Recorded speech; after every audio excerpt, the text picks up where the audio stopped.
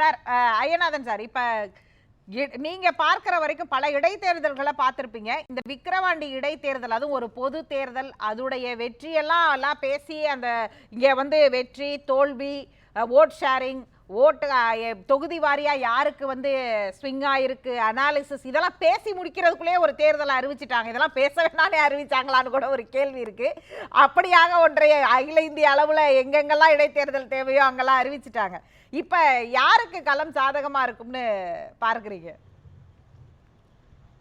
இல்ல, யாருக்கு களம் சாதகம் அப்படின்றத யோசிக்கிறதுக்கு முன்னாடி சோதனைகள் எந்தெந்த கட்சிக்குன்னு பார்க்கணும்.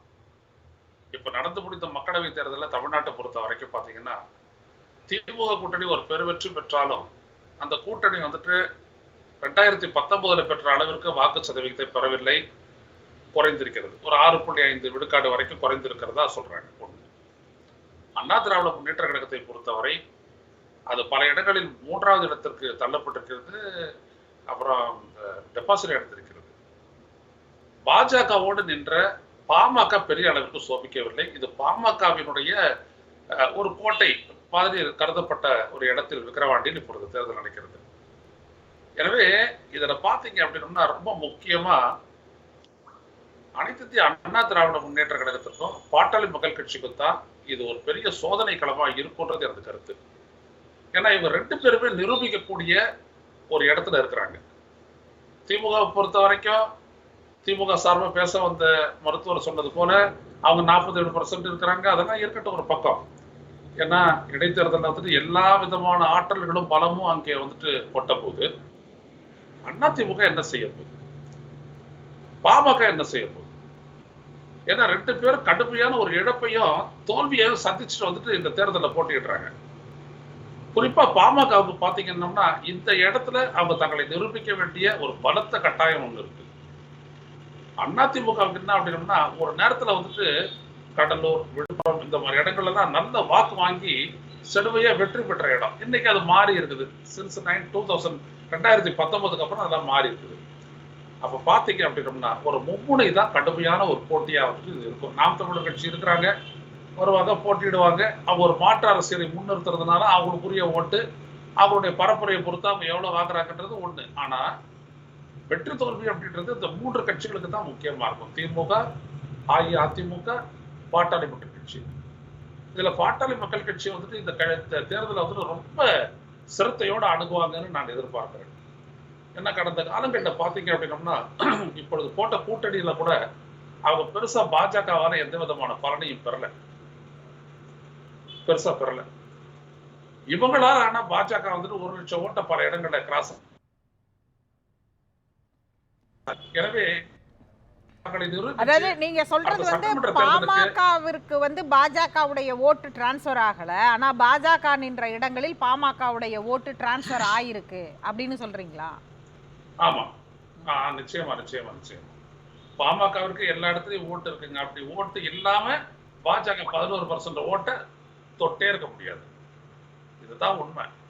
ஆனா இந்த இந்த கூட்டணினால பாருங்க பாமகவுடைய ஸ்ட்ரென்த் 5.5% அப்படின்னு அப்படியே நிக்குது.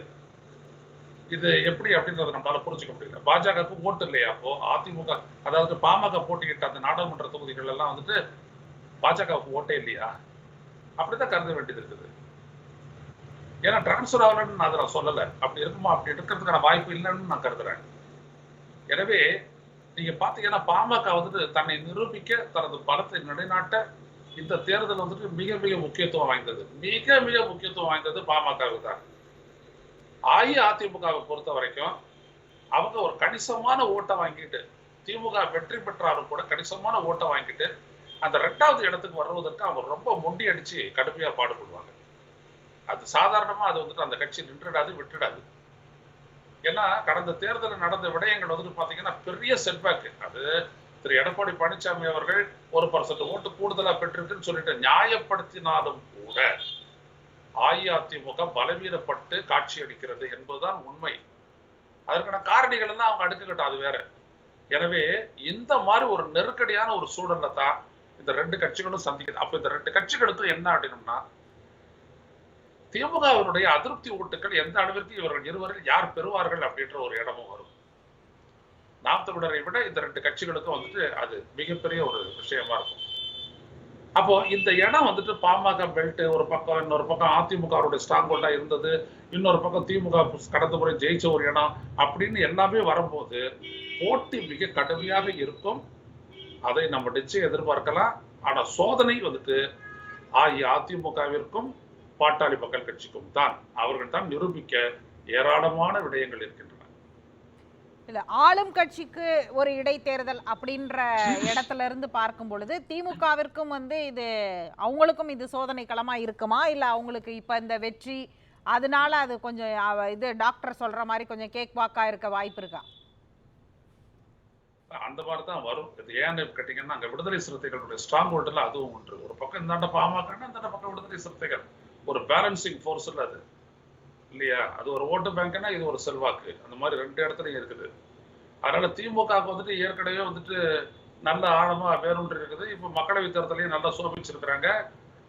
எனவே அந்த இடத்துல இருக்கக்கூடிய விடுதலை சிறுத்தைகளுடைய செல்வாக்கு, மற்ற கட்சிகளினுடைய செல்வாக்கு, தமிழக வாழ்வுரிமை கட்சி அவங்க கூட்டணியில இருக்கு அப்படின்னு வரும்போது அவங்களுக்கு வந்துட்டு இது ஒரு ஈஸி கோதான். ஆனா அவங்க இழந்திருக்கிற ஓட்டு அப்படின்றது வந்துட்டு மக்களவை தேர்தலில் ஒரு 6.5% அப்படின்னு வரும்போது இந்த இடத்துல அந்த இழப்பு எந்த அளவிற்கு வந்துட்டு மற்றவர்களுக்கு பெனிஃபிட் ஆக மற்றவர்களுக்கு பலன் அளிக்க போகுது அப்படின்ற ஒரு விடயம் தான் முக்கியம். மற்றபடி திமுக கூட்டணிக்கு சோதனையா ஆகும்னு நான் நம்பல. இடைத்தேர்தல் அப்படின்னு ஒரு தேர்தல் அப்படிங்கிறது வச்சு நம்ம இதை பாக்கி சொன்ன மாதிரி ஒரு இடைத்தேர்தலா அப்படி நாம அல்லது ரிப்போர்ட் கார்டா இந்த ஆளும் கட்சிக்கு மாநில அளவுல என்ன மாதிரியான ஒரு ரிப்போர்ட் கார்டு இருக்கு? ஏன்னா திரும்ப திரும்ப பொங்கலூரும் சொன்னார், அது மோடி எதிர்ப்புக்கான வாக்குகள்ல திமுக வெற்றி பெற்றுச்சு அப்படின்ற ஒரு காரணங்களை தொடர்ந்து அவர் முன்வைத்தார். அப்படி இதை பார்க்க முடியுமா, இல்ல இந்த தேர்தல் ஆளும் கட்சிக்கான ஒரு ரிப்போர்ட் கார்டா இருக்குமா அது? இல்ல அப்படியெல்லாம் பார்க்க வேண்டியதெல்லாம் இந்த தேர்தல் இருக்கவே இருக்காது. ஏன்னா இப்பதான் நாடாளுமன்ற தேர்தல் முடிச்சிருக்கு. ஒருவேளை இது அடுத்த ஆண்டு நடந்ததுன்னா இவ்வளவு இந்த ஸ்பெகுலேஷன் எல்லாம் உண்மையா இருக்கும். நாடாளுமன்ற தேர்தல் திரு பொங்கலூர் மணிகண்டன் அவர்கள் சொன்னதை போல மோடிக்கு எதிராக விழுந்த ஓட்டு தேர்தலுடைய முடிவுகளை தீர்மானித்து விட்டது என்பது உண்மைதான். பெருமளவிற்கு அது உண்மைதான். அதே நேரத்துல தமிழக அரசு 3 ஆண்டு கால செயல்பாட்டின் மீதும் அது ஒரு வாக்கு தானே, அதை நம்ம மறுத்துடக்கூடாது இல்லையா? அப்ப அந்த ஆஸ்பெக்ட் இங்க இருக்குன்னு செய்யும் இல்லையா? அதை நம்ம பார்க்கணும். சாதாரண கடைநிலை மக்களிடையே திராவிட முன்னேற்ற கழகத்தினுடைய நலத்திட்டங்கள் எந்த அளவுக்கு போய் சேர்ந்திருக்கு, அதனுடைய தாக்கம் இருக்குமே. ஸோ அந்த தாக்கத்தை மறுக்க முடியாது. அது இந்த இடைத்தேர்தலையும் இருக்குமே. அதை அவங்க அடிப்படையாக வச்சு அவங்க பரப்புரை செய்வார்களே. எனவே அதெல்லாம் இருக்கும். நான் அஇஅதிமுகவையும் பாமகவையும் நான் ஏன் சொல்ல வரேன் அப்படின்னா, அவர் 2 பேருமே வந்துட்டு ஒரு பலத்த தெய்வம். அது எப்படி நம்ம சொல்றதுன்னு புரியல. அந்த அளவிற்கான ஒரு பின்னடைவை சந்தித்திருக்கிறார். கட்டும் பின்னடைவு இது. கூட்டணி போட்டு பாமகவிற்கு பெரிய அளவிற்கான ஒரு வாக்கு வங்கி பெருசா வரல. தோல்வியும் கடுமையான தோல்விதான். சௌமியா அன்புமணி அவர்களை தவிர மற்ற எல்லா இடத்துலையும் பார்த்தீங்கன்னா கடுமையான ஒரு தோல்விதான். இன்னொரு பக்கத்துல பார்த்தீங்கன்னா அஇஅதிமுக வந்துட்டு டெபாசிட் எடுக்கிறதெல்லாம் என்னால ஏற்றுக்கொள்ளவே முடியாது. இப்போ அது எனக்கு ஒரு கனவா தான் இருக்குது. அது எப்படி டெபாசிட் எடுக்க முடியும் அப்படின்ட்டு. எனக்கெல்லாம் தென் சென்னையில வந்துட்டு 3வது இடத்துக்கு வந்துட்டு ஜெயவர்தன் தள்ளப்பட்டது என்ன என்னால ஜீரணிக்க முடியல. அஇஅதிமுக ஸ்ட்ரென்த் நான் பாக்குறேன். அப்படியாப்பட்ட ஒரு கட்சி அது. அந்த கட்சி பாத்தீங்கன்னா இன்னைக்கு வந்துட்டு 3வது இடத்துக்கு தள்ளப்பட்டு 1,80,000 ஓட்டு அப்படின்னு சொல்லும் போது அதெல்லாம் வந்துட்டு அந்த கட்சி ரொம்ப வீழணும். ரொம்ப ஆபத்தான ஒரு இடத்துல அது இருக்குது. அது எடப்பாடி பழனிசாமி உள்ளிட்டவர்கள் உணர்ந்தார்களா இல்லையா தெரியல. அது வந்துட்டு நான் எதிர்பார்த்தேன் சில டிரான்ஸ்பர் ஆகும். அது ஜெயலலிதா இல்லாத நிலையில இந்த ஓட்டெல்லாம் வந்துட்டு பாஜகவுக்கு போகும்ன்றது டிரான்ஸ்பர் பார்த்தோம். அது எதிர்பார்த்ததுதான். ஆனா அதையும் விட பயங்கரமா இந்த அளவுக்கு பாஜகவை விட 1,00,000 ஓட்டுகள் கம்மியா பெற்று பின்னாடி போனது. கோயம்புத்தூர்ல வந்துட்டு பாஜக வாங்கின ஓட்டுல கேள்வியா கேட்கலாம்னு வந்தேன், நீங்க அதையே தொட்டுட்டீங்க. அதாவது தென் சென்னையை நீங்க சுட்டி காண்பிக்கும் போது தென் சென்னையுடைய சமூக வாக்குகள்னு பார்க்கும்போது நீங்க குறிப்பிட்ட ஜெயலலிதா அவர்களுடைய சமூகம் சார்ந்த வாக்குகள் இப்ப அதிமுகவுக்கு வருமா அல்லது பாஜகவுக்கு போகுமாங்கிற இடத்துல கூட அது 2nd பிளேஸ் 3rd பிளேஸ தீர்மானிச்சிருக்கலாம். ஆனா கோயம்புத்தூர் அப்படி இல்லைல்ல. ஆமா ஆமா அதான் கோயம்புத்தூர்ல சிங்கி ராமச்சந்திரனை விட 2 மடங்கு ஓட்டு பெறுவக்கூடிய அளவுக்கு பாஜக எப்படி ஒரு கட்சி, இல்ல அதிமுக தான் எப்படி அது அண்ணாமலை தான் எப்படி அப்படியேப்பட்ட ஒரு கேண்டிடேட்டா? அதெல்லாம் ஒண்ணும் கிடையாது. அப்ப அதுல பல்வேறுபட்ட விடயங்கள் அடங்கி இருக்குது. கன்சிட் பண்ணிடுச்சு.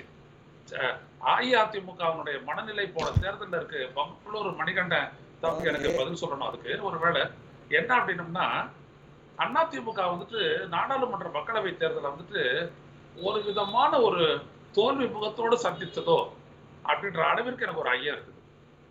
ஒரு பலமான ஒரு கட்சி, நான் தான் 2வது தமிழ்நாட்டின் பெரிய கட்சி, விடமாட்டேன் அப்படின்ற அளவுக்கு ஒரு மோதுவாங்க. திமுகவுக்கு இணையான பூத்து மோதக்கூடிய ஒரு அதிமுக அப்படியான ஒரு பலத்தோடு மோதவில்லை. இதை நான் பார்த்த வரைக்கும், பெற்ற தகவல் வரைக்கும் சொல்றேன். மற்றவர்களுக்கு தெரியலாம். பேசலாம்.